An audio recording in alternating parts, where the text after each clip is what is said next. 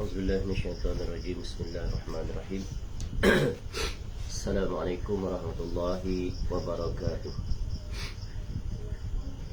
إن الحمد لله نحمده ونستعينه ونستغفره ونعوذ بالله من شرور أنفسنا ومن سيئات أعمالنا.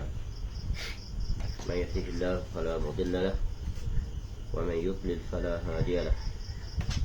أشهد أن لا إله إلا الله وحده لا شريك له وأشهد أن محمدا عبده ورسوله.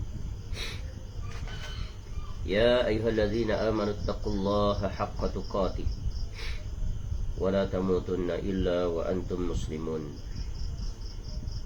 يا أيها الناس اتقوا ربكم الذي خلقكم من نفس واحدة وخلق منها زوجها وبث منهما رجالا كثيرا ونساء واتقوا الله الذي تساءلون به والأرحام إن الله كان عليكم رقيبا. يا أيها الذين آمنوا اتقوا الله وقولوا قولا سديدا يصلح لكم أعمالكم ويغفر لكم ذنوبكم ومن يطع الله ورسوله فقد فاز فوزا عظيما. أما بعد فإن أصدق الحديث كتاب الله وخير الهدي هدي محمد صلى الله عليه وسلم وشر الأمور محدثاتها وكل محدثة بدعة وكل بدعة ضلالة وكل ضلالة في النار. اللهم إنا نسألك ilman nafi'ah. Ya Allah, kami memohon kepada Engkau ilmu yang bermanfaat, warizqan thayyibah, dan rezeki yang baik, wa amalan mutaqabbala, dan amal yang diterima. Alhamdulillah, kita bersyukur pada Allah SWT. Pagi ini dapat kembali kita bertemu untuk kita meneruskan kuliah kita dalam rangka mengakrabkan diri dengan Nabi SAW dengan mempelajari salah satu hasil karya Imam An-Nawawi rahimahullah yang diambil daripada kitab Tahzib Al-Asma' wal Lughat, iaitu pada bahagian yang menjelaskan tentang biografi ringkas Nabi SAW yang diusahakan oleh Khalid bin Abdul Rahman bin Hamd Asy-Syaikh, yang memberikan hikmat pada bahagian ini, yang kemudiannya dikeluarkan daripada kitab Tahzib Al-Asma' wal Lughat dan diberi nama Tahzibus Sirah An-Nabawiyah min Kitabi Tahzib Al-Asma' wal Lughat, yang memuatkan beberapa aspek penting terkait tentang kehidupan dan kepribadian Nabi sallallahu alaihi wasallam, agar menjadi dorongan dan perangsang kepada kita untuk mempelajari dan mengetahui secara mendalam dan terperinci sebagai bentuk tanda cinta kita kepada Nabi sallallahu alaihi wasallam. Dengan mengenali Nabi sallallahu alaihi wasallam dari sisi perjalanan kehidupannya, maka akan meningkatkan kesungguhan kita untuk meneladani perjuangan Nabi SAW di dalam menegakkan agama. InsyaAllah pada pagi ini kita akan meneruskan penjelasan Al-Imam An-Nawawi rahimahullah pada faslun fi mu'jizati Rasulullah SAW, pada menjelaskan tentang mukjizat Rasulullah SAW. Baik, kita berhenti pada muka surat 74.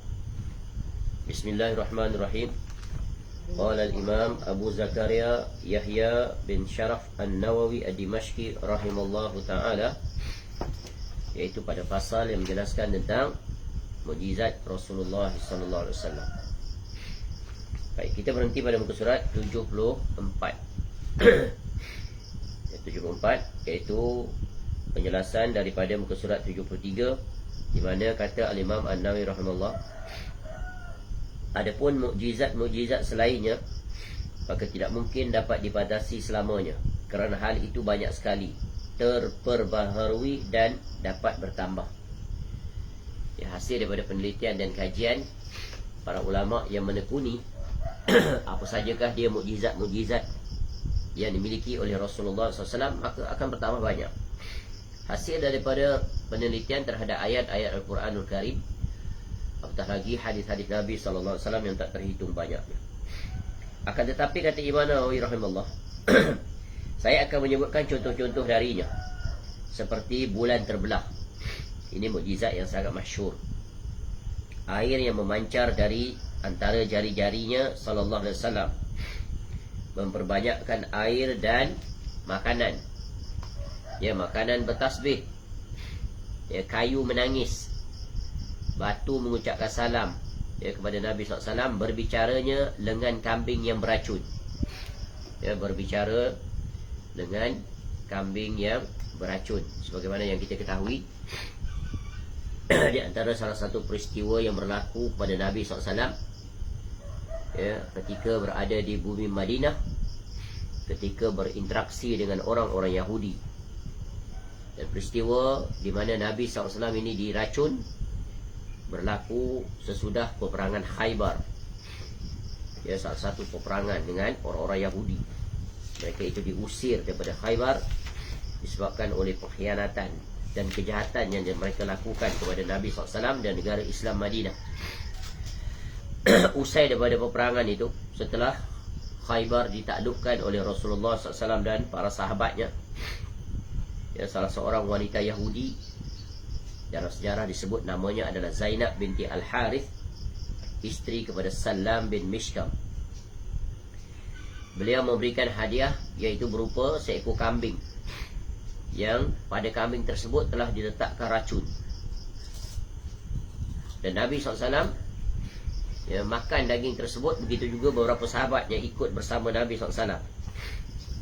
Kemudian ya, Nabi SAW memuntahkan makanan, belum sempat ditelan ya, kerana telah dibagi tahu oleh malaikat Jibril alaihissalam, mengatakan bukan kerana daging kambing itu sendiri yang berbicara. Ya, berbicara dan memberitahu Nabi SAW bahawa padanya telah diletakkan racun. Jadi Nabi SAW ya, memberitahu kepada para sahabatnya berhenti daripada makan kerana padanya ada racun. Ya, dan salah seorang sahabat Nabi SAW yang ikut dalam memakan daging tersebut meninggal dunia kerana beliau telah menelan masuk ke perutnya, iaitu Bishr bin Al-Barra radhiyallahu anhu. Adapun Nabi SAW ya, sudah makan tetapi tidak sempat untuk ditelan. Lalu Nabi SAW mengumpulkan seluruh orang-orang Yahudi tersebut ya, dan Nabi SAW bertanya kepada mereka itu dengan beberapa soalan. Dan akhirnya Nabi SAW menanyakan kepada mereka ya, apakah kamu yang telah memasukkan racun ini ke dalam daging kambing ini? Mereka menjawab iya. Lalu Nabi SAW tanya, kenapa kamu buat begitu? Ya, satu perbuatan yang tak layak dan tak patut. Ya, satu perbuatan yang sangat jahat. Ini kes kedua, ni kes pertama Nabi SAW ya, mereka merancang untuk melontar batu daripada atas loteng, tempat tinggi. Yahudi juga, betapa jahat mereka itu. Padahal ketika itu Nabi SAW menjadi tetamu mereka. Lalu apa kata mereka itu? Ya, kami hanya ingin menguji engkau. Sekiranya engkau adalah seorang rasul ya, sekiranya engkau mengaku berdusta bahawa engkau adalah rasul, maka kami dapat beristirahat daripada kamu. Maksudnya kalau pendusta, maka tentu dia akan makan daging itu, tidak mengetahui, dia akan mati. Tetapi jika benar kamu seorang nabi, seorang rasul, maka racun itu tidak akan dapat mendatangkan mudarat buat kamu. Sampai begitu nak uji tentang kebenaran. Ya, betapa ya, bodoh, jahat, sombongnya orang Yahudi. Padahal dia sudah mengetahui bahawa Rasul itu memang seorang Rasul, tertulis, terkisahkan dalam kitab-kitab mereka. Sampai nak uji menggunakan kaedah yang tak layak, kaedah yang menyebabkan boleh membawa kematian. Betapa jahatnya mereka itu.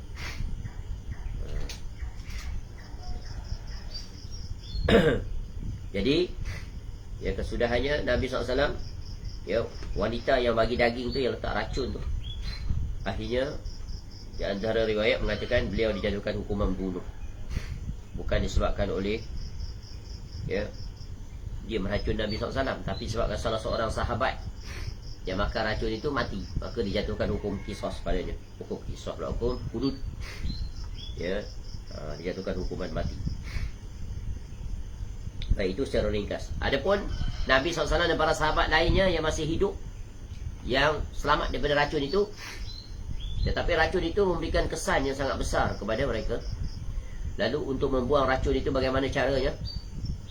Lalu Nabi SAW memerintahkan para sahabat untuk melakukan bekap, ya, iaitu di bahagian ni belakang kahil, ya, dibekamkan di situ. Maka sebahagian daripada mereka kembali sihat. Dan yang ada juga yang meninggal seperti tadi, kerana makan masuk dalam perut, memang tidak ada harapan lah untuk berbekam, ya. Tu. Dan Nabi SAW, sebagaimana yang diriwayatkan oleh Imam Bukhari rahimahullah dalam kitabnya Sahih Bukhari, berkata kepada Aisyah radhiyallahu anha ketika mana Nabi SAW sakit yang membawa kepada kewafatan Nabi SAW, beliau mengadu dan berkata kepada isterinya Aisyah radhiyallahu anha, wahai Aisyah, aku masih merasakan sakit akibat makanan yang aku santap di Khaybar. Masih ada kesan sisa-sisa bisanya racun yang ada pada kambing, khususnya pada bahagian lengan kambing, di mana disitulah, ya, kegemaran Nabi SAW. Tahu mereka itu, Yahudi itu, sampai tahu di mana kesukaan daging pada bahagian tertentu. Seekor kambing, tahu, dia letak di situ, kerana Nabi SAW akan makan di bahagian itu. Dan inilah saatnya, kata Nabi SAW, merasakan urat nadiku terputus kerana racun tersebut. Maksudnya masih berbekas betapa berpisahnya racun tersebut. Dan inilah kejahatan, ya, orang-orang yang meracuni orang lain. Sebab itu dalam Islam dilarang meracun orang. Sehingga dalam peperangan pun dilarang diracuni air, tempat minuman, makanan. Kerana itu kaedah yang tidak adil di dalam peperangan dan pelbagai lagi. Dilarang meracun seseorang. Kita pergi ke kedai makan, dia letak racun, mati kita, betul kan? Dia dengan pelbagai cara, maka dilarang, ya, kerana itu adalah perkara yang tak sepatutnya dilakukan. Baik, seterusnya pohon berjalan kepadanya. Dia berkumpulnya dua pohon yang berjauhan, lalu kembali lagi ke tempat asalnya. Ini semuanya adalah riwayat-riwayat yang sahih, ya, yang boleh kita rujuk di dalam kitab-kitab yang membicarakan tentang mujizat-mujizat Nabi SAW. Ya, di mana pohon Nabi SAW, mujizatnya hanya bukan sesama manusia. Ya, pohon-pohon pun memuliakan dan menghormati Nabi SAW. Begitu juga haiwan-haiwan. Ya, bahkan apa yang ada di langit, bulan, ya, peristiwa Isra' wal Mi'raj, dan begitulah seterusnya. Kambing yang sudah tidak menggunakan susu, menggunakan air susu kembali. Ini, ya, berlaku sebelum Nabi SAW diangkat menjadi Rasul pun dah ada dah. Betul kan? Ketika dibesarkan di rumah Halimatus Sa'diyah, bagaimana kambing-kambing yang kurus kering akhirnya menjadi gemuk dan mengeluarkan susu yang sangat banyak. Inilah keberkahan yang ada pada Nabi SAW. Kemudian mengembalikan mata Qatadah bin An-Nu'man radhiyallahu anhu setelah keluar dan berada di tangannya ke tempatnya semula. Lalu ia tidak merasa sakit lagi setelah itu. Ilmu perubatan moden tak dapat nak logikkan perkara ini. Kalau mata ni kena pergi jumpa doktor pakar. Perawatan tak terhitung mahal harganya. Nabi SAW, Allah kurniakan mukjizat, ya, letak semula mata tu dekat posisinya, terus elok, seperti tak pernah berlaku apa-apa. Ni keajaiban. Beliau sallallahu alaihi wasallam meludah pada mata Ali radhiyallahu an yang sedang sakit mata, maka ia sembuh saat itu juga. Ludah Nabi SAW itu ada keberkahan. Selain daripadanya tiada siapa pun dia. Ini kadang kesilapan dalam masyarakat. Mereka menganggap air ludah orang-orang soleh, orang alim itu memiliki keberkatan sama seperti Nabi SAW. Itu adalah perkara yang tidak benar. Ya, kerana sesudah kewafatan Nabi SAW, wallahu a'lam, tidak ada riwayat mengatakan para sahabat saling di antara satu sama lain mengambil keberkahan para sahabat yang lebih senior daripada mereka. Contoh, mereka mengambil bekas ludah daripada Abu Bakar As-Siddiq radhiyallahu an untuk meraih keberkahan. Tiada riwayat yang menjelaskan perkara itu. Jikalah ada pada mereka itu, tentulah ada riwayat yang menjelaskan setiap para sahabat, khususnya para sahabat kibarus sahabah, ya, kaum muhajirin khususnya, kemudian disusuli oleh kaum ansar. Pasti akan datang mereka berbondong-bondong untuk mengambil keberkahan pada seluruh batang tubuh para sahabat. Apatah lagi para sahabat yang dijamin masuk syurga, seperti Abu Bakar As-Siddiq radhiyallahu anhu. Umar radhiyallahu an, Uthman radhiyallahu an, dan Ali radhiyallahu an. Yang semuanya itu adalah memiliki hubungan yang paling dekat, besar jasa, ya, kecintaan Nabi SAW. Dijamin ahli syurga, memiliki hubungan kekeluargaan dengan Nabi SAW dari asbab perkahwinan anak mereka atau diri mereka sendiri, seperti Uthman dan Ali radhiyallahu anhuma. Abu Bakar As-Siddiq radhiyallahu an dan Uthman radhiyallahu Umar radhiyallahu an adalah bapa mertua. Jadi keberkahan itu hanya ada pada Nabi sallallahu alaihi wasallam dalam seluruh sisi. Ya, masya-Allah. Beliau sallallahu alaihi wasallam mengusap kaki Abdullah bin Atiq, maka ia sembuh ketika itu juga. Inilah dia Nabi SAW yang Allah kurniakan. Nabi SAW bukan hanya penyembuh dari sisi urusan dunia, urusan akhirat, penyembuh hati-hati manusia yang sakit daripada kesyirikan jahiliah kepada mentauhidkan Allah dan hidup teguh berjalan di atas sunnah. Nabi SAW juga tabib, doktor fizikal, ya, iaitu dari sisi apa? Allah kurniakan mukjizat. Beliau SAW khabarkan tentang tempat kematian kaum musyrikin pada saat perang Badar. Terkenal sumur Badar itu. Ini tempat kematian fulan. Ternyata mereka tidak luput dari tempat kematian mereka. Jadi semua ni pengetahuan yang Allah kurniakan pada Nabi SAW ini adalah, iaitu keistimewaan, perkara ghaib, ya. Sedangkan kita tahu bahawa kematian itu adalah tersimpan padanya 3 rahsia Allah Ta'ala. Apa dia? Seseorang itu sesekali tidak tahu bila dia akan mati secara tepat. Bila? Pukul berapa, hari apa. Dia tidak mengetahui di mana dia akan mati. Di rumahnya kah? Ya, di tempat kerjanya kah? Atau di mana-mana? Sekali-kali dia tak akan dapat mengetahui. Yang ketiga, tak tahu keadaan bagaimana dia mati. Ketika dia berkuliah kah? Ketika dia mendengar kuliah kah? Ketika dia solat kah? Ketika dia tidur kah? 3 perkara ini tak ada satu pun yang mengetahuinya. Adapun yang mengetahuinya adalah dengan ilmu yang diwahyukan oleh Allah. Maka Allah Ta'ala memaklumkan, bagi tahu pada Nabi SAW tentang, ya, beberapa orang di antara mereka itu bagaimana kesudahannya. Selain daripada itu, ya, tidak satu pun yang mengetahui. Beliau SAW mengkhabarkan bahawa beliau SAW akan membunuh Ubay bin Khalaf. Nabi SAW sendiri membunuhnya. Beliau SAW, ya, mengkhabarkan bahawa segolongan daripada umatnya akan berperang di lautan. Akan berperang di lautan. Dan bahawa Ummu Haram termasuk golongan mereka, termasuk salah seorang daripada mereka. Ini peperangan yang pertama yang dilakukan oleh tentera Islam, iaitu yang berperang di lautan. Siapa mereka itu? Iaitu salah seorang yang ikut dalam peperangan itu adalah Ummu Haram. Ini perempuan, wanita. Iaitu dia berada di bawah pimpinan Muawiyah bin Abi Sufyan radhiyallahu an. Ikut belayar dan berperang, ya, melalui jalan laut. Jadi Muawiyah radhiyallahu an adalah sahabat Nabi SAW yang pertama berperang di lautan menggunakan kapal. Ya, jadi ini adalah, ya, hadis yang kalau kita lihat, iaitu hadis yang diriwayatkan oleh Anas bin Malik radhiyallahu an.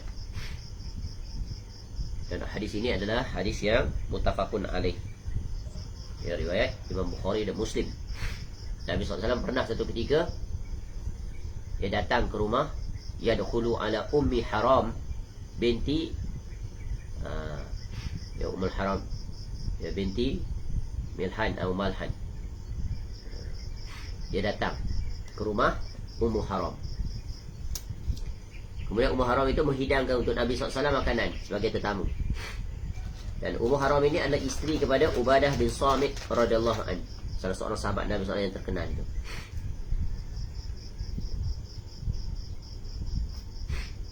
Jadi Nabi SAW kemudian tertidur di rumahnya. Tertidur.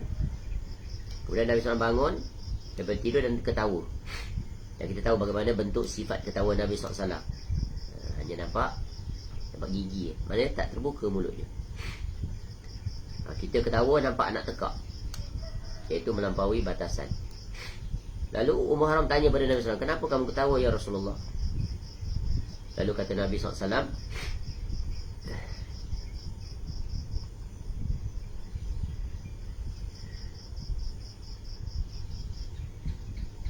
sekelompok daripada umatku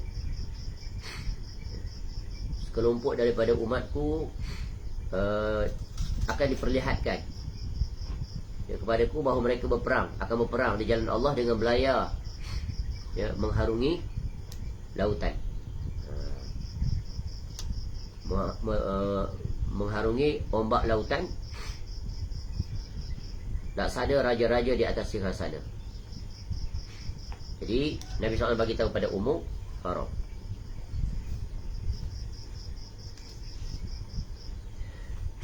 Baik. Lalu Ummu Haram berkata, wahai Rasulullah, Ummu Haram setelah Nabi SAW cerita waktu tu, Ud'ullaha ayyaj'alani minhum. Doakan kepada Allah agar menjadikan aku sebahagian daripada mereka. Dia pun nak ikut perang. Lalu kata Nabi SAW, qal anti minal awwali. Tu termasuk. Maknanya Nabi SAW izinkan. Lalu dia nanti ikut perang di bawah siapa? Pimpinan Muawiyah bin Abi Sufyan. Dan peperangan ini bila berlaku di zaman Abu Sufyan radhiyallahu an pada tahun 27 Hijrah, pada zaman pemerintahan Uthman radhiyallahu an. Jadi kita tahu Muawiyah radhiyallahu an adalah salah seorang gubernur yang dilantik oleh Uthman radhiyallahu an.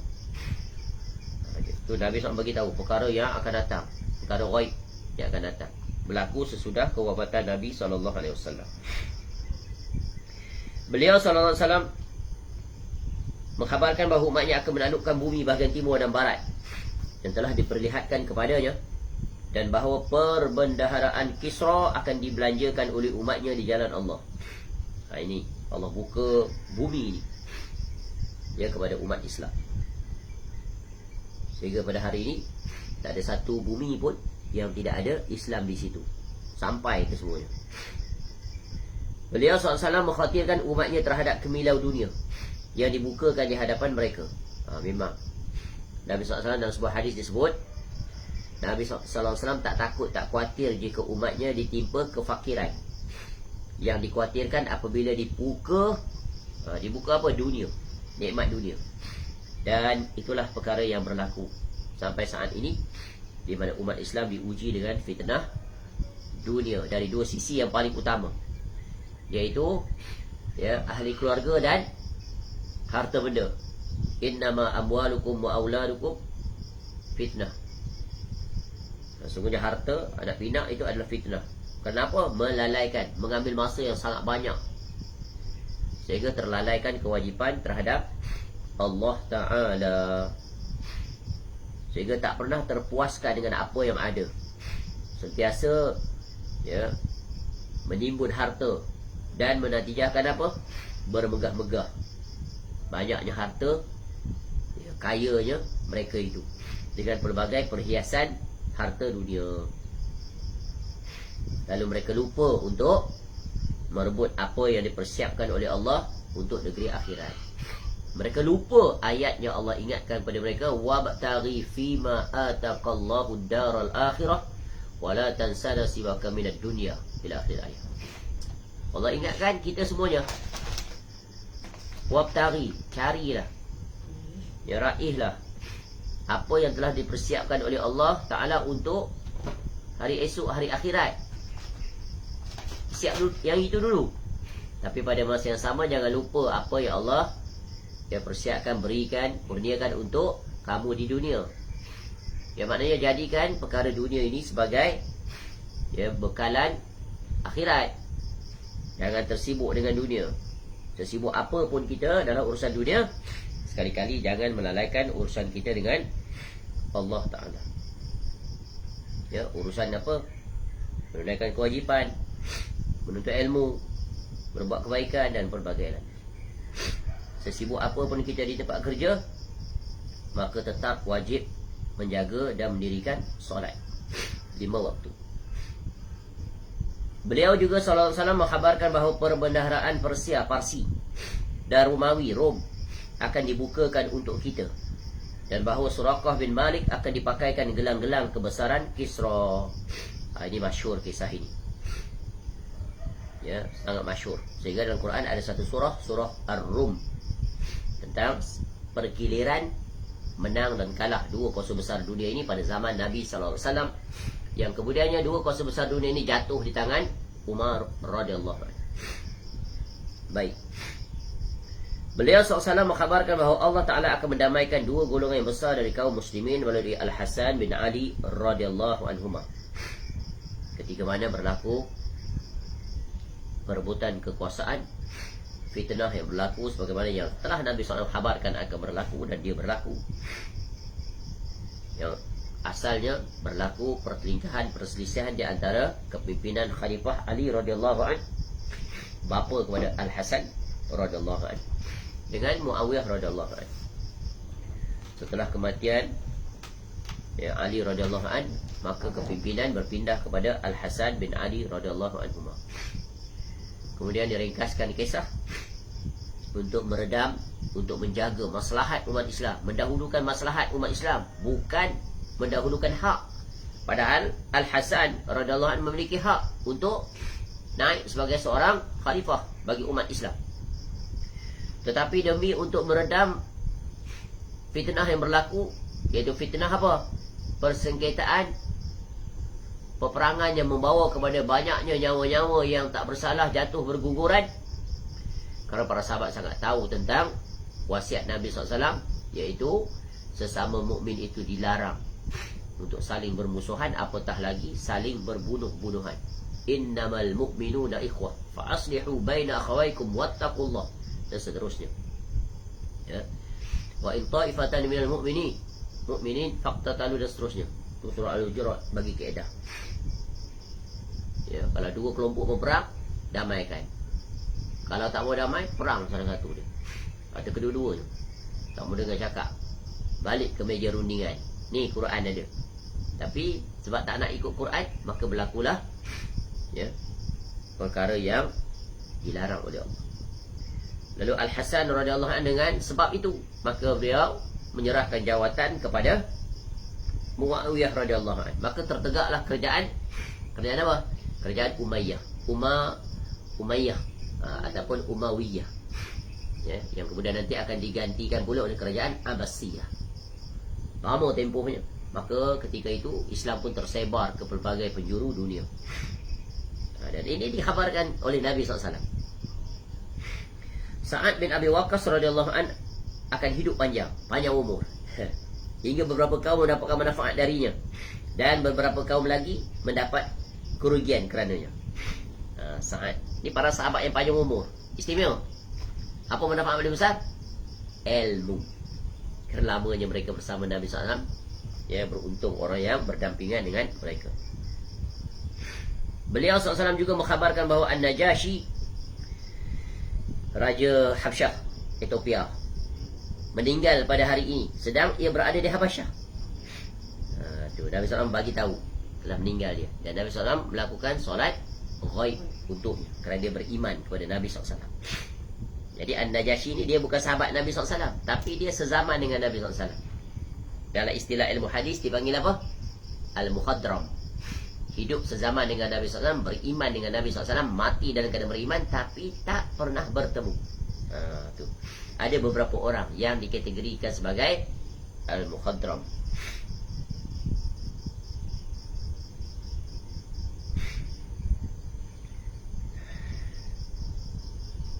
Dan bahawa Al-Aswad Al-Ansi terbunuh pada malam ini, sedangkan ia berada di Yaman. Siapa Aswad Al-Ansi ni? Siapa? Salah seorang Rasul palsu. Rasul ataupun Nabi-Nabi palsu. Ya. Dan Rasul palsu ni dah muncul di zaman Nabi SAW. Sedangkan Nabi SAW dah peringatkan, wa innahu sayakunu fi ummati kazzabun, ya, salasuna kulluhum yaz'umu annahu nabiyyun. Kata Nabi SAW, sesungguhnya nanti akan ada, saya kunu, nanti akan berlaku, akan ada daripada umat Nabi SAW. Kata Nabi SAW, daripada umat dia. Kazzabun, ni apa? Pembohong, pendusta. Ya. Bukan seorang dua, ramai ni. Kazzabun. Ya. Berapa ramai? Salasun, 30 orang. Kulluhum, semua mereka itu yaz'umu annahu nabiyyun, semua mengaku bahawa mereka adalah nabi. Wa ana, kata Nabi SAW, khatamun nabiyyin, la nabiyya ba'di. Nabi buat penegasan sallallahu alaihi wasallam, aku adalah penutup para nabi, tidak akan ada nabi sesudahku. Barang siapa yang mengaku dia nabi, dia rasul, maka immediately on the spot kafir dia.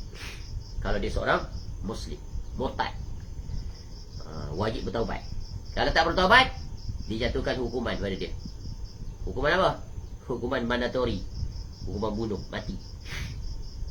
Ya, sebab ini implikasinya sangat besar.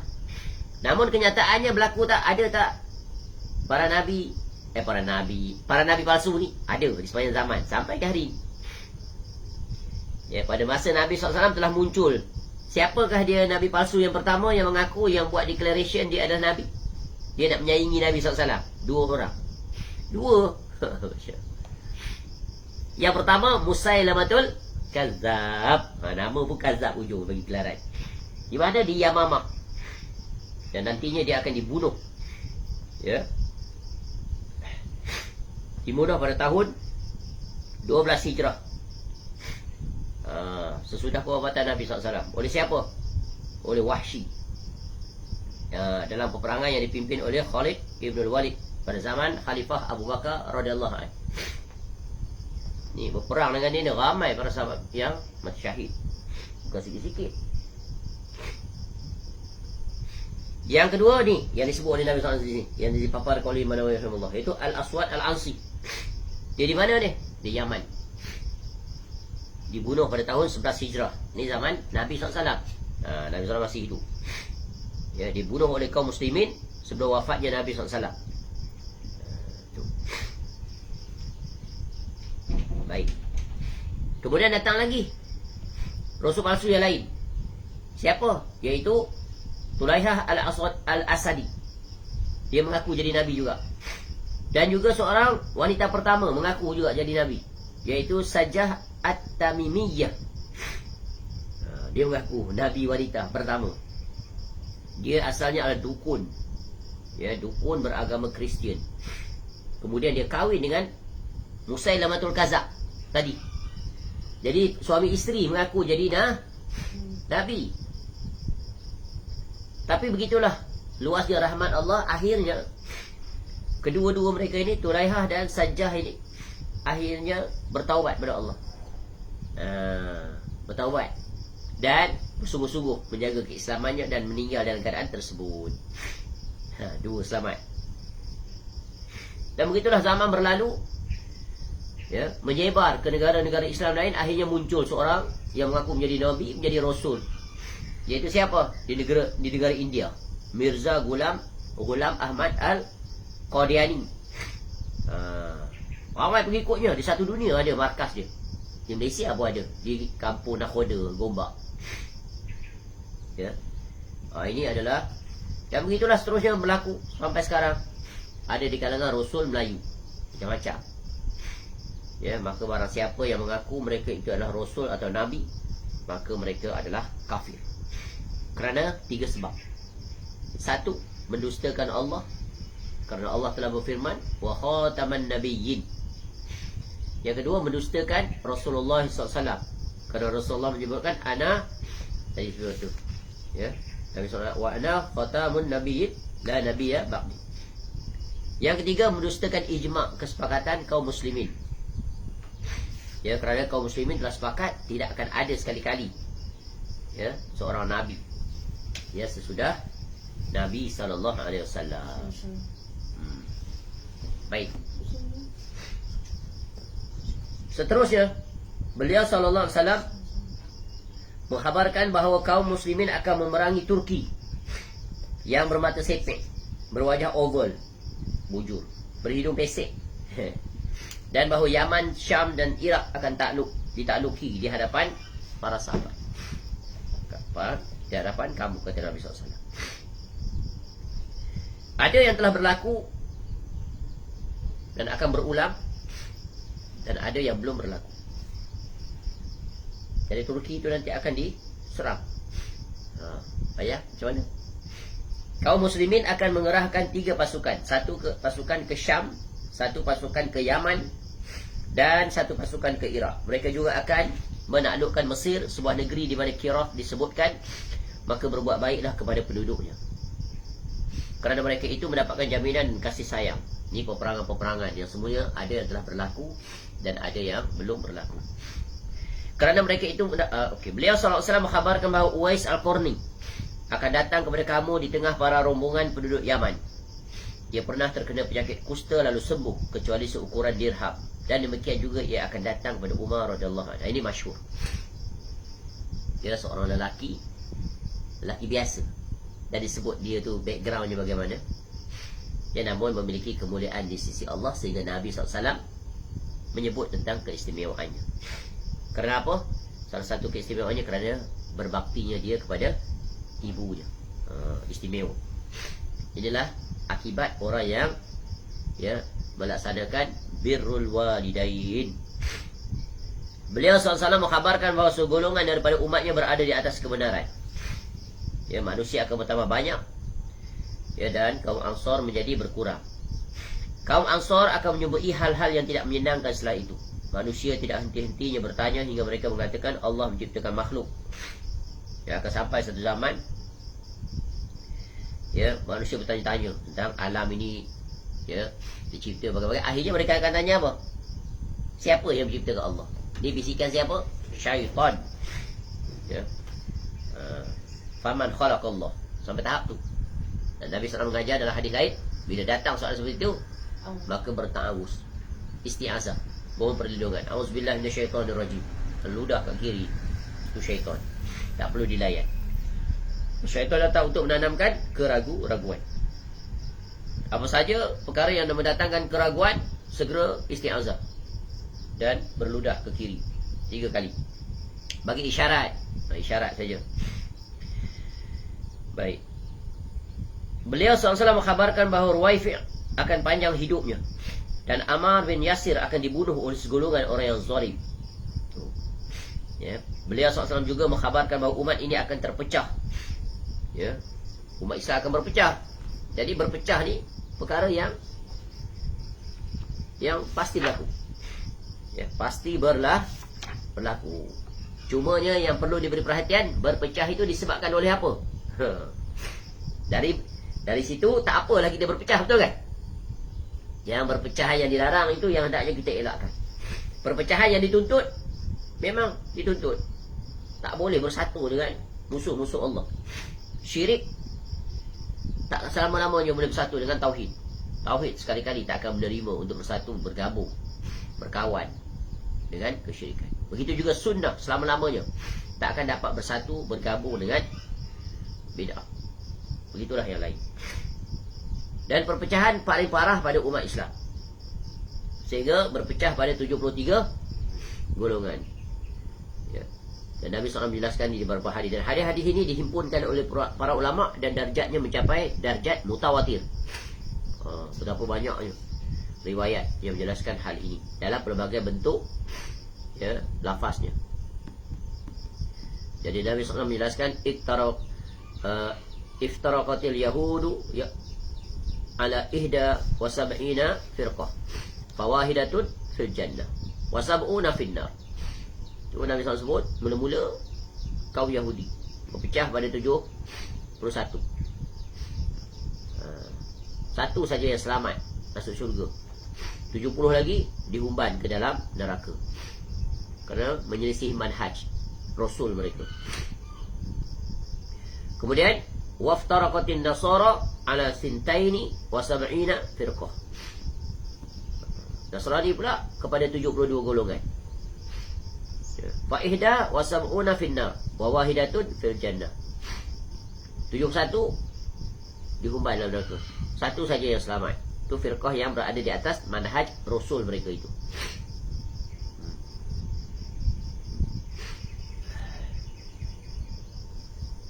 Kemudian kata Nabi SAW, Wallazi nafsu Muhammadin biyadih, lataftariqanna ummati ala 73 firqah. Kemudian Nabi SAW memperihalkan tentang umat dia sendiri. Umat dia pula akan berpecah kepada 73 champion. 73 firqah. Firqah, kelompok, golongan, aliran. Itulah dia firqah. Dia bukan seorang, dia ramai. Wahidatun fil jannah, satu aja masuk syurga. Sama seperti tadi kaum Yahudi dan Nasara. Wasintani wa sab'una finnar. Ini yang kita takut. Sebab ini sedang berbicara pada kita. 72 masuk neraka. Qila ya Rasulullah. Para sahabat tanya, manhum? Who are they? Mereka tu siapa? Yang selamat dia, yang selamat dia. Yang 72 tu tak mau tahu. Yang satu dia tak tahu siapa. Qal al-jamaah. Mereka itu adalah al-jamaah. Apa makna jamaah? Jamaah itu adalah himpunan, kelompok, golongan. Lalu kata Ibnu Mas'ud radhiyallahu anhu bagi definisi al-jamaah. Al-jama'atu ma wafaqal haqq wa in kunta wahda. Jamaah itu adalah kamu bersepakat muafaqah di atas kebenaran walaupun kamu seorang. Maknanya apa? Iaitu yang membezakannya adalah manhaj dalam mereka beragama. Bagaimana metodologi, prosedur, kaedah mereka berurusan dengan agama ini, iaitu dua sumber, Quran dan hadis. Bagaimana mereka memahaminya? Ikut cara pemahaman siapa?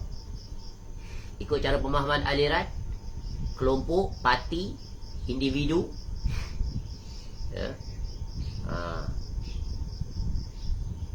Dan berbagai lagi, parti dan berbagai tokoh, atau mereka mengikut manhajnya Rasulullah sallallahu alaihi wasallam. Dan ini sangat senang untuk membezakan. Dari sisi tauhid, mereka ikut kaedah siapa? Ikut kaedah Quran kah? Atau mengikut kaedah selain daripada itu? Ketika berinteraksi dengan sunnah, mereka lebih fokus cenderung kepada sunnah atau lawan padanya bid'ah. Kalau mereka bukan sunnah, mereka akan jatuh pada bid'ah. Kalau bid'ah itu pula pelbagai wajah dan ragam. Itulah tadi 72 macam-macam jenis tadi. Ya, ada kelompok ciri khas dia. Dengan penamaan-penamaan di zaman sekarang betapa banyak firqah-firqah yang ada nama, betul kan? Kelompok Sufi, Tablighi, Hizbi, ya, berbagai lagi. Tarikat-tarikat yang tak terhitung banyaknya. Itu kan nama-nama. Ya, dan memiliki metodologinya yang tersendiri. Ikut siapa? Ikut ketuanya yang menggariskan SOP, prosedur dalam berinteraksi dengan dua sumber itu. Kemudian semua kelompok-kelompok ini, aliran-aliran ini, pemahaman-pemahaman ini kita timbang dengan Quran dan hadis di atas pemahaman para salafus soleh, para sahabat, para tabi'in, para tabi'in. Kita lihat reference dia, akidah bagaimana, sama tak akidah mereka dengan sahabat? Kita tengok ibadah mereka, sama tak dengan para sahabat? Kita lihat bab akhlak mereka, sama tak? Bab berzikir mereka, sama tak zikir mereka dengan zikir para sahabat? Kerana para sahabat adalah perwujudan nyata Rasulullah SAW dari sisi pelaksanaan. Senang saja nak compare, ya. Maka dengan itu kita tahu kita akan berada pada golongan yang satu tadi, al-jamaah, iaitu dalam Nabi SAW menjelaskan di dalam hadis yang lain lebih terang, iaitu ma ana alaihi wa ashabi.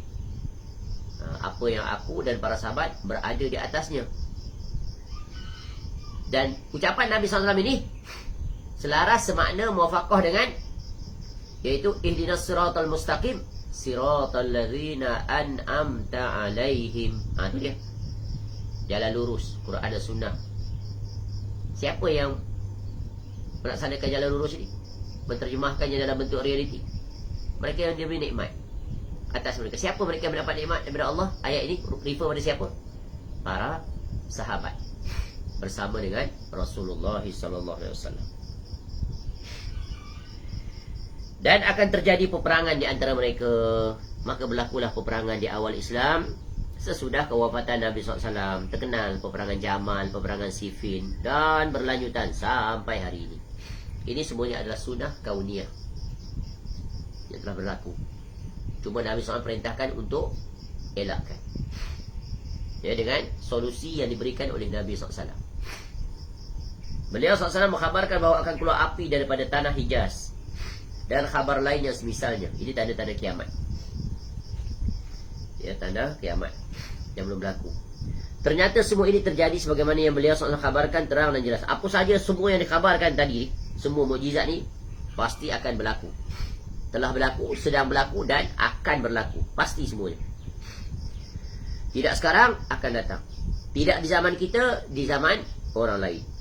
Beliau SAW mengatakan kepada Thabit bin Qais radhiyallahu an, engkau hidup terpuji dan terbunuh sebagai syahid. Tu. Jadi tepat, tak meleset pun. Beliau SAW mengatakan tentang Uthman radhiyallahu an, ia akan mendapatkan ujian yang keras, ujian yang berat. Memang Uthman radhiyallahu an diuji oleh Allah ketika menjadi khalifah yang ketiga. Ya, diuji dengan kehidupannya, ya. Dan Uthman radhiyallahu an mati syahid, dibunuh oleh para pemberontak terhadap kepimpinannya, dikepung rumahnya. Dan dia dibunuh dalam keadaan dia membaca Al-Quran dan dalam keadaan berpuasa. Betapa jahatnya para pemberontak ini. Yang dibunuhnya adalah menantu Nabi SAW. Yang dibunuhnya adalah orang yang terbaik di bawah kolong langit. Yang dibunuhnya adalah orang yang dijamin masuk syurga. Yang dibunuhnya adalah menantu Nabi SAW. Ini jahatnya pemberontak, ya, yang memahami agama dengan cara yang salah. Oh, bayangkan. Inilah bahayanya apabila agama itu disalah fahami. Maka menatijahkan tindakan-tindakan anarkis lagi sadis. Dengan alasan agama, dengan alasan untuk menuntut keadilan. Kononnya, padahal siapa yang lebih adil melainkan daripada khalifah yang satu ini di zamannya. Itulah jahatnya orang-orang yang mengikut hawa nafsu, mengikut aliran dari kelompok aturan ketua dia, yang membuatkan garisan-garisan itu seperti akal tak berfungsi. Padahal dengan akal waras, akal sihat saja sudah mengetahui siapa Uthman radhiyallahu an, ya, tak patut dibunuh pula pada ketika, ya, dalam keadaan berpuasa, puasa sunat, dan dalam keadaan membaca Quran.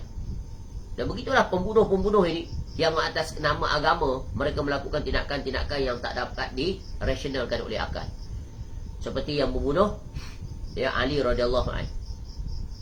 Ya, apa nama dia? Abdul Rahman bin Muljam. Betul kan? Dia yang bunuh Uthman, Umar radhiyallahu an. Umar atau Ali? Confused dah. Abdul Rahman bin Muljam tu, Ibnu Muljam tu. Padahal dia seorang yang qori. Dihantar pada zaman Umar radhiyallahu anhu untuk mengajar orang Mesir baca Quran, bayar. Tetapi kemudian dia terkena virus ini. Virus penyimpangan, kelompok-kelompok radikal ini yang menyimpang, yang sesat. Akhirnya dia boleh Khawarij dia. Ya, membunuh. Himpun mereka itu membunuh. Kalau tak silap dia bunuh tu lah Sayyidina Ali radhiyallahu anhu kan. Antara dua confuse lah. Tak apa, nanti confirm balik. Tapi itu bukan calang-calang latar belakang ni. Dan yang dibunuh bukan calang-calang orang. Khalifah Islam, para sahabat Nabi SAW. Masya Allah. Pentingnya manhaj dalam beragama ni kena benar dan tepat. Kalau tidak, berlakulah penyimpangan. Ya, akan lahir kelompok yang mengkafirkan orang lain dengan bermudah-mudah tanpa kaedah. Mengkafirkan itu memang ada aturan dalam agama, diizinkan. Tapi bagi orang yang memiliki capability, penuh syarat pada dia, ya, dikafirkannya secara takyid. Bayang, kamu orang tertentu tu, ya. Jangan dikafirkan tu tak layak langsung untuk dikafirkan. Sebab implikasi kafir, maka nyawanya, hartanya halal. Lalu mereka meletakkan hukum di tangan mereka. Padahal ini urusan pemerintah. Mereka yang diperintah, bukan pemerintah.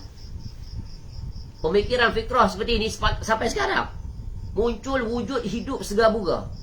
Siapa yang tak sealiran dengan mereka, maka dijatuhkan hukuman kafir, musuh Islam. Ya, bersekongkol dengan kafir harbi, macam-macam dia keluarkan fatwa dengan ayat-ayat yang dipergunakan untuk melegalkan fatwa mereka itu. Padahal mereka itu berada di kelompok yang sesat. Ya, mereka itu sesat tapi menyesatkan orang lain yang tak sesat. Tu. Dan manusia terkagum dengan mereka kerana apa? Penampilannya lancar, ayat dan hadis keluar daripada lisan mereka. Masya Allah, alimnya mereka itu. Ada pusat-pusat pengajian, pesantren, ramai pengikutnya. Ada hierarki, organisasi lagi bagai-bagai. Besar jasanya bagai-bagai. Ya, manusia memang begitulah, yang tak diikat dengan ilmu. Persis sama seperti orang-orang Khawarij itu. Sama kelompok itu, sama. Cuma tokoh berbeza, zaman berbeza. Modus operandi sama. Tapi mereka itu dapat dikesan, didedahkan kebatilan mereka dengan apa? Kembali pada Nabi SAW tadi. Ma ana alaihi wa ashabi. Khawarij itu sehingga mengkagumkan para sahabat. Para sahabat mengagum dengan mereka. Jangan kita orang awam ni. Memang orang awam mereka akan kagum pada orang yang berpenampilan. Tukar saja penampilan, terus dikagumi. Sepanjang usia jadi ahli maksiat, pelakon, pelawak, ya, penyanyi. Hari ni bertaubat, tukar jubah, pakai kopiah, diusung di kuliah-kuliah, dibawa ke masjid surau. Bayang. Apa nak heran? Selamatlah orang yang selamat. Ya, maka tersesatlah orang yang tersesat. Setiap manusia itu mesti ditimbang dengan apa? Dengan qala Allah wa qala Rasul. Khawarij itu solat malamnya, baca Qurannya, zuhudnya, lisannya. Seperti tadi Abdul Rahman bin Muljam tu. Ketika dibunuh dia, mulut dia tak berhenti baca Quran. Bayangkan. Padahal dia berada di atas kesesatan. Kenapa? Salah pemahaman. Dia faham agama itu dengan cara yang salah dan dia committed, very highly committed. Dia mempertahankan kebatilannya. Ya, alangkah bahayanya kelompok aliran firqah seperti itu. Sangat berbahaya. Mereka mengataskan nama agama, tapi agama sebenarnya berlepas diri daripada mereka itu. Sebagaimana kata Nabi SAW terhadap orang-orang Khawarij, seperti anak panah yang terlepas daripada busurnya. Dia kilabun nar. Baik, seterusnya beliau SAW mengatakan tentang sudah Usman. Beliau SAW mengatakan tentang seorang lelaki daripada kaum muslimin yang berperang dengan hebat. Ia termasuk ahli neraka. Ini terkenal juga kisahnya. Kenapa? Kerana dia ketika mana berperang, sampai satu saat dia terpanah, tertikam, dia tak tahan, lalu dia bunuh diri. Tu. Ya, bunuh diri. Maka sebab itu dia termasuk ahli neraka. Begitu juga dalam hadis yang lain tentang 3 orang yang akan mula-mula dihumbankan dalam neraka jahanam dengan wajah terseret. Salah satunya iaitu orang yang mati di medan perang. Mati syahid ni. Lalu Allah tanya, Allah sebut nikmat-nikmat, dia mengaku sebut nikmat kurniaan Allah. Lalu Allah tanya dia berperang untuk apa? Lalu dia kata berperang untuk menegakkan agama bagai-bagai lah. Ni secara huraian lah makna. Lalu Allah kata dia bohong. Dia berperang, berjihad untuk agar diberi pujian. Kamu seorang pendekar lah, pahlawan, seorang pahlawan, ya, seorang yang pemberani. Padahal kamu buat itu kerana riak, untuk mendapatkan pujian manusia. Semoga Allah menyelamatkan kita daripada niat yang songsang, niat yang menyimpang. Semoga Allah menanamkan dalam diri kita keikhlasan. Baik. Wabisah bin Ma'bad datang kepada beliau SAW untuk bertanya tentang kebajikan dan dosa. Maka beliau SAW mengatakan, engkau datang untuk bertanya tentang kebajikan dan dosa? Ya, beliau SAW mengatakan kepada Ali, Az-Zubair dan Al-Miqdad radhiyallahu anhum, pergilah ke Taman Khakh, kerana di sana terdapat Za'idah, ya, yang membawa surat. Ternyata mereka mendapatinya, namun ia mengingkarinya. Kemudian ia mengeluarkan surat itu dari jalinan rambutnya. Ini terkenal juga. Dia bawa surat nak bagi tahu tentang peperangan. Nabi SAW akan datang perang. Maka turunlah surah Al-Mumtahanah. Dia letak sanggul dia. Dia jadi spy, ya. Lalu ditahan. Dah sampai lagi tempat tersebut, dah ditangkap. Beliau SAW mengatakan kepada Abu Hurairah radhiyallahu anhu ketika syaitan mencuri kurma. Ini kisah yang masyhur. Dia akan kembali. Ternyata ia kembali. Beliau SAW mengatakan pada isteri-isterinya, Yang panjang uluran tangannya di antara kalian akan menyusulku. Ternyata kenyataannya demikian. Siapa tu? Iaitu salah seorang isteri Nabi SAW. Nabi SAW bagi perumpamaan dia ni memiliki istilahnya uluran tangan. Uluran panjang tangan. Kita ada juga istilah tapi panjang tangan. Panjang tangan mencuri. Di panjang uluran tangannya maknanya seorang yang sangat dermawan. Iaitu Zainab binti Jahsy radhiyallahu anha yang terkenal di gelaran Ummul Masakin kalau tak silap. Dan dia hidup, dia tak lama bersama dengan Nabi SAW. Kalau tak silap yang ni Zainab. Ada dua kan? Ada dua. Satu lagi Zainab binti yang kahwin dengan Nabi SAW dengan surah Al-Ahzab tu.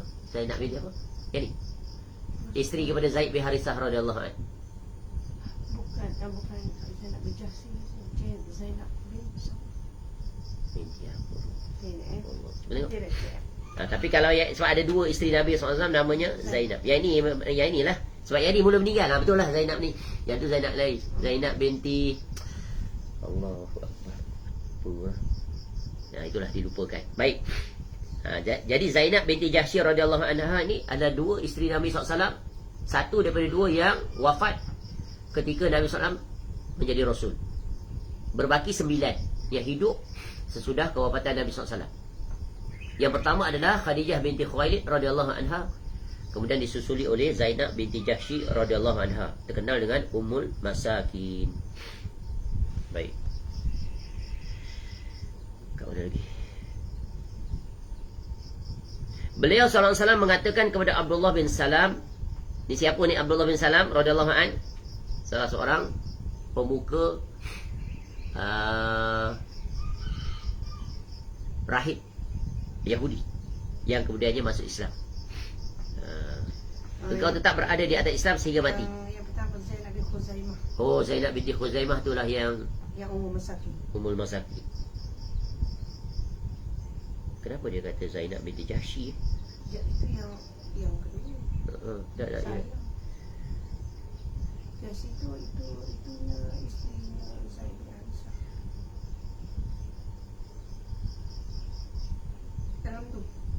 Dalam buku tu kan. Tulis spesial. Kita semak ni yang meninggal dulu pada tu sebelum. Oh, okey. Ini maksudnya begini. Jangan nak tengok statement dia.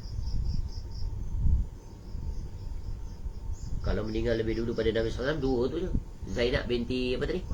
Khuzaimah, Ummul Masakin. Yang Zainab binti Jahsy itu yang ini adalah yang diceraikan oleh Zaid bin Harithah radhiyallahu anhu. Mana statement dia kena check balik, nanti nak cari balik. Jadi beliau SAW mengatakan pada Abdullah bin Salam radhiyallahu anhu. Ya, Abdullah bin Salam ni iaitu salah seorang pemuka pendeta Yahudi, rahib Yahudi yang kemudian masuk Islam. Yang dia ketika kisahnya masyhur, dia bersembunyi dalam rumahnya, rumah Nabi SAW ketika datang orang-orang Yahudi. Kemudian Nabi SAW cerita tentang bagaimana pendapat kamu tentang Abdullah bin Salam bagai-bagai. Akhirnya kemudian dikata terbaik bagai-bagai. Kemudian Nabi SAW kata tahu tak kamu dia telah masuk Islam. Lalu berubah terus statement orang Yahudi terhadap Abdullah bin Salam. Begitulah perangai jahat orang Yahudi. Dia dah tahu dah. Ya, baiknya orang tersebut, tapi bila berlawanan dengan akidah mereka, langsung jatuhkan harga diri. Ya, jangankan kepada Abdullah bin Salam, pada Nabi SAW sendiri pun mereka sanggup, apatah lagi selain daripada itu. Jadi Nabi SAW memberikan khabar gembira, engkau tetap berada di atas Islam hingga mati. Maknanya baiknya keislaman Abdullah bin Salam radhiyallahu anhu. Baik, kita berhenti di sini. Nanti kita akan sambung. Beliau SAW mendoakan Anas bin Malik semoga harta dan anaknya banyak serta umurnya panjang. Nah, ada ulama tulis buku khas tentang doa-doa Nabi SAW untuk para sahabat. Para sahabat yang mendapat doa daripada Nabi SAW ramai, dan semuanya dimakbulkan oleh Allah. Salah seorangnya adalah maula Nabi SAW, iaitu Anas bin Malik radhiyallahu anhu. Ya, yang kita terkenal doa-doa ni, contoh doa Nabi SAW untuk Anas, doa Nabi SAW untuk Ibnu Abbas, doa Nabi SAW untuk Abu Hurairah radhiyallahu anhu, dan begitulah seterusnya sahabat-sahabat lain lagi radhiyallahu anhum. Mudah-mudahan bermanfaat. Subhanakallahumma wa bihamdika asyhadu an la ilaha illa anta astaghfiruka wa atubu ilaik. Wa sallallahu ala nabiyyina Muhammad wa ala alihi wa sahbihi wasallam. Wa akhiru da'wana alhamdulillahi rabbil alamin. Assalamualaikum warahmatullahi wabarakatuh.